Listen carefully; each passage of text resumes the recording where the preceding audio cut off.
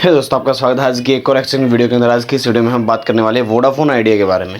दोस्तों, काफ़ी सारी प्रॉब्लम का सामना करना पड़ रहा होगा अगर आपके पास वोडाफोन आइडिया की सिम कार्ड है तो यहाँ पे देखा होगा कॉल ड्रॉप्स हो जा रही है, नेटवर्क की स्पीड बहुत कम देखने को मिल रही है, कहीं कहीं पे तो नेटवर्क ही देखने को नहीं मिल रहा है। अगर इंटरनेट को यूज़ कर रहे हो तो इंटरनेट की स्पीड मतलब इतनी ज़्यादा फास्ट देखने को नहीं मिलती। ठीक है, ओके काम चला देती, कई बार तो इतनी ज़्यादा डाउन चली जाती कि इंटरनेट चलाना ही मुश्किल हो जाता है। कई बार नेटवर्क की स्पीड ही नहीं थी, कई बार तो इंटरनेट चलता ही नहीं, उसके अंदर फ़ोन को एयरप्लेन मोड पे डाल करके या फिर स्विच ऑन ऑफ हो वगैरह ये सब सारी चीज़ें करनी पड़ती हैं। और कई बार फ़ोन पर बात करते करते ऑटोमेटिकली कॉल ड्रॉप हो जाती है, कट जाती है, तो ऐसे में फिर से कॉल करना पड़ता है। यहाँ पे एक और प्रॉब्लम है, कई बार वोल्टी को कैच कर लेता है, कई बार एकदम वोल्टी को छोड़ देता है, तो भी कॉल ड्रॉप करने का सीन देखने को मिलता है हमें। ये काफ़ी सारी प्रॉब्लम का सामना करने का देखने को मिला होगा। तो इस वीडियो में आपको क्लियर करने वाला हूँ कि क्या वोडाफोन इंडिया बंद होने वाली है या फिर कुछ और अच्छा प्लान चलने वाला है, इनका कुछ और अपग्रेडेशन देखने को मिलेगा। इस वीडियो में सारी इन्फॉर्मेशन देखने को मिल जाएगी। बहुत ज़बरदस्त वीडियो रहने वाली है। अगर कंटेंट पसंद आए तो वीडियो को लाइक कर देना। चलिए स्टार्ट करते हैं। फिर से गड़बड़ी हो गई है दोस्तों, स्टार्ट करने में पता नहीं क्या हो गया है। आजकल स्टार्ट अजीब तरीके से हो जाता है, बट ठीक है, जो भी हो गया है। तो कंटेंट पसंद आए तो लाइक कर देना, डिसलाइक भी कर सकते हो, बट कमेंट सेक्शन में ज़रूर से बताना कि डिसलाइक क्यों किया है।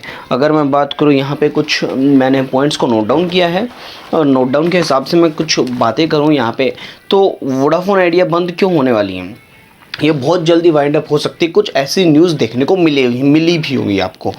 कई वेबसाइट्स हैं, कई न्यूज़ हैंडल्स हैं, कई न्यूज़ वेबसाइट्स हैं, न्यूज़ में भी आपने टीवी वगैरह पे कहीं ना कहीं आपने ज़रूर देखा होगा कि वोडाफोन आइडिया बंद हो सकती है। किसी न किसी के मुंह से आपने ज़रूर से सुना होगा, क्योंकि अभी इनको बेनिफिट नहीं हो पा रहा है।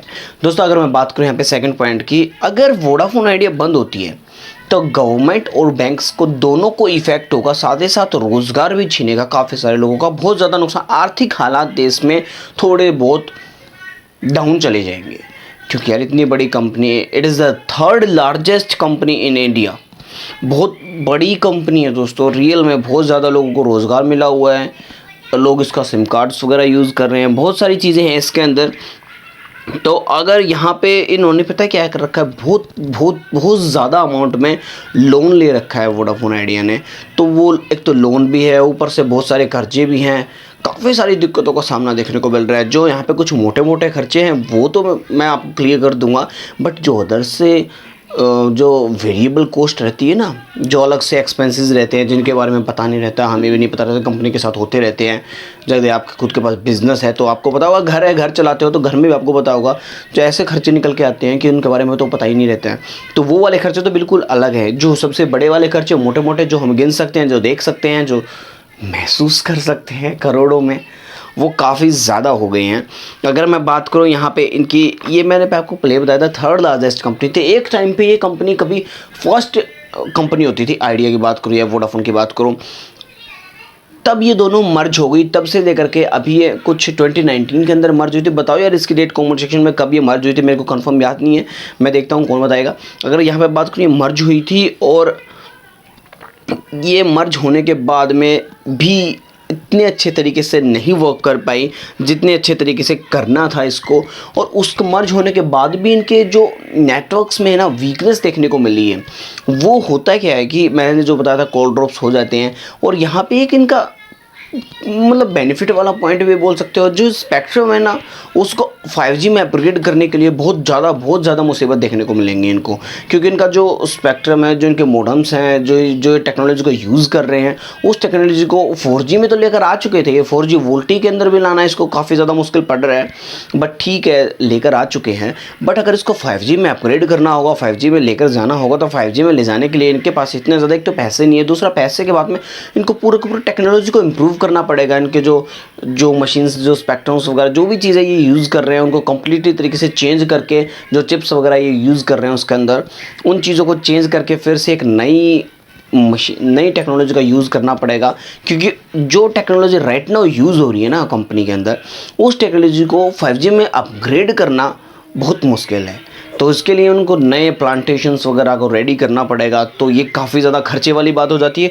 अब जियो के पास ये बेनिफिट है कि जियो जो स्टार्टिंग से 4G लेकर चला है, ठीक है, एयरटेल के पास सब्सक्राइबर ज़्यादा थे, एयरटेल ने पैसा लगा दिया, सुनील मित्तल पैसे वाला यार, लगा दिया उसने पैसा। तो यहाँ पे वोडाफोन आइडिया को काफ़ी ज़्यादा मुसीबतों का सामना करना पड़ा है। अगर मैं बात करूँ यहाँ पे कुछ और हाइलाइट्स की इसकी, तो यहाँ पे अगर गवर्नमेंट इनको एक राहत पैकेज दे देती है तो शायद से ये बच सकते हैं। गवर्नमेंट एक राहत पैकेज इशू कर दे जिससे जो इनके ऊपर कर्ज हो रखा है वो थोड़ा सा उनके लिए एक या तो टाइम बढ़ा दे और थोड़ा सा कर्ज माफ़ कर दे, ऐसी कुछ चीज़ें कर देती है तो काफ़ी सारे लोगों को फ़ायदा हो सकता है।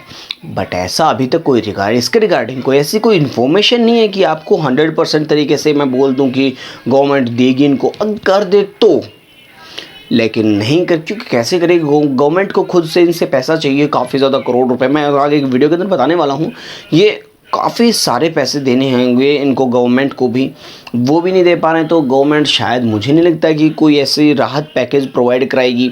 हाँ, कुछ ये हो सकता है कि जो इनकी टाइमिंग है उसको थोड़ा सा और आगे बढ़ा दे कि आप जो इतने टाइम तक मत दो, आगे 1 साल और ले लो, 1 साल के बाद तक दे देना। बट प्रॉब्लम तो ये आ रही है ना कि हर कोई वोडाफोन आइडिया को छोड़ते हुए जा रहा है, यूज़र्स कम होते जा रहे हैं, काफ़ी सारी दिक्कतों का सामना करना पड़ रहा है वोडाफोन आइडिया को राइट नाउ। तो इसकी वजह से मुझे नहीं लगता कि राहत पैकेज में कुछ ज़्यादा बेनिफिट देखने को मिलेगा वोडाफोन आइडिया को। बट फिर भी देखने वाली बात रहेगी, ऐसी कोई इन्फॉर्मेशन आती है मैं आपको ज़रूर से शेयर करूँगा। अगर मैं बात करूँ यहाँ पे इसमें इफ़ेक्ट क्यों आया दोस्तों, जब से रिलायंस जियो 2016 सितंबर के अंदर रिलायंस जियो ने स्टार्टिंग की थी और इन्हें पता है क्या किया, सब कुछ फ्री कर दिया, चाहे कॉलिंग को लेकर के लो या फिर अपने यहाँ पे इंटरनेट को लेकर चलो, एसएमएस को लेकर चलो, तो ये सारी चीज़ें क्या कर दी रिलायंस जियो ने, फ्री कर दी सभी के लिए। अब फ्री के चक्कर में लोगों ने स्विच करना स्टार्ट कर दिया। स्विच क्या, एक नया सिम कार्ड लेना स्टार्ट कर दिया। नया सिम कार्ड लिया, भाई फ्री में चलाएंगे, अपनी मेन सिम कार्ड तो अपने पास रहेगी लेकिन जियो तो चलाएंगे ही चलाएंगे। तो उन्होंने जियो के चक्कर में दूसरे सिम कार्ड्स को यूज़ करना कम कर दिया। अब हुआ क्या, वो जियो जैसे जैसे लोग यूज़ करने लगे उसको primary number as a primary number use करने लगे। फिर उसको धीरे धीरे लोगों को आदत होने लगी, नेटवर्क अच्छा मिलने लगा, फ्री का डाटा था, सब कुछ हो गया। उसके बाद धीरे धीरे उनको प्राइमरी नंबर बना दिया। जियो ने अपना नेटवर्क भी सुधार लिया, कर्जे में डूब गई थी लेकिन वो कर्जे से बाहर निकल चुकी है। पहले यार वोडाफोन ने लूटा भी बहुत था, ये तो देखने वाले। बट 250 में 1 GB डाटा देते थे ओनली, और उसके अलावा फिर हमें अलग से पैसे वाला कॉलिंग के लिए रिचार्ज और करना पड़ता था। मतलब इतना लूटने के बाद खुद तो लूटोगे ही है यार। और आप बताओ कॉमर्शियल में आपको क्या लगता है कि क्या आपने भी इतने पैसे दिए हैं कभी इनको रिचार्ज कराने के, इंटरनेट वाला डाटा वाला रिचार्ज कराने के या फिर कॉलिंग वाला रिचार्ज कराने के? बताओ यार कमेंट सेक्शन में आपके विचार इस चीज़ के रिगार्डिंग में। इन्होंने लूटा तो बहुत है, अब ये लूटेंगे तो थोड़ा बहुत तो इनको भी देना ही पड़ेगा। अब यहाँ पर जब 2016 में आई थी ना जियो, तो जियो के आने के बाद काफ़ी सारी कंपनियों को नुकसान देखने को मिला था। अगर मैं बात करूँ यहाँ पे कुछ कंपनियों का एग्जांपल दूँ मैं, तो सिचुएशन काफ़ी कम्प्लीटली तरीके से चेंज हो गई थी।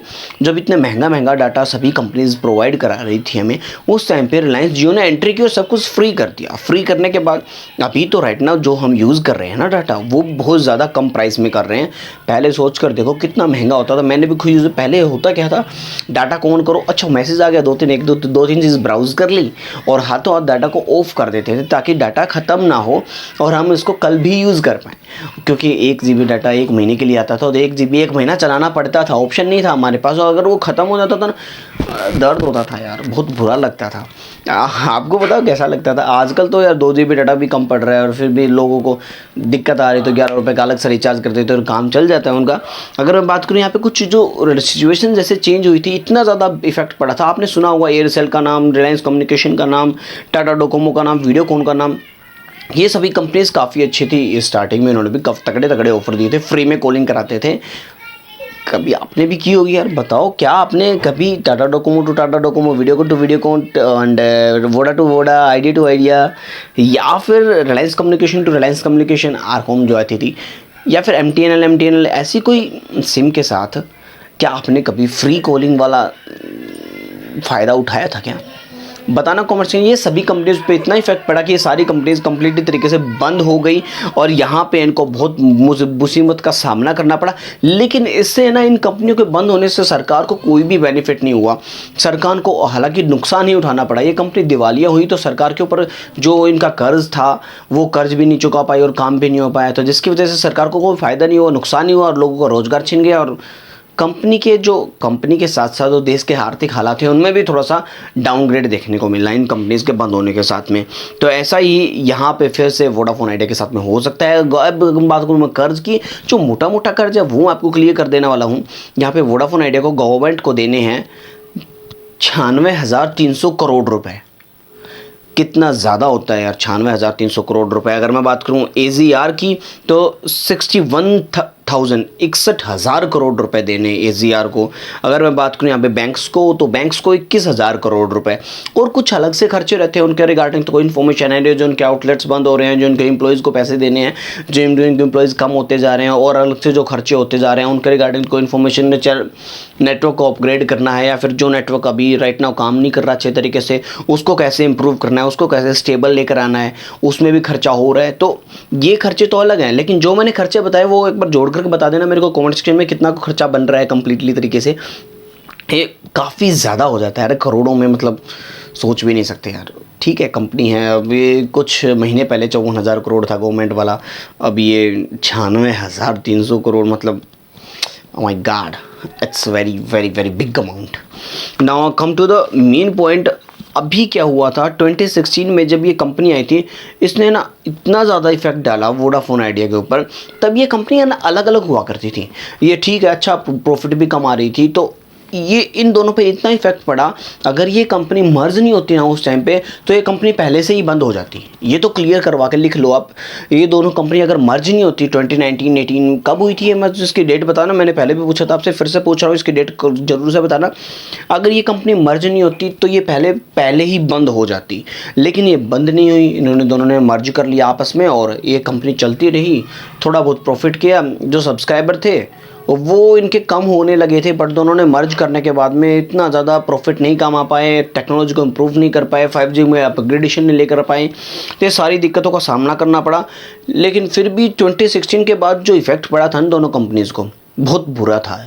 जब इतनी बड़ी बड़ी कंपनीज़, दूसरी कंपनीज़ बंद हो गए थे, ये तो बहुत बड़ी कंपनीज़ थी, ये इनके ऊपर इफेक्ट पड़ने के बाद मर्ज होने के बाद भी ये काम नहीं कर पा रही हैं। मर्ज होने के बाद भी इनके लगभग 43 करोड़ के समथिंग, 43,000 ऐसे कुछ सब्सक्राइबर हो गए थे, 43 करोड़ के समथिंग।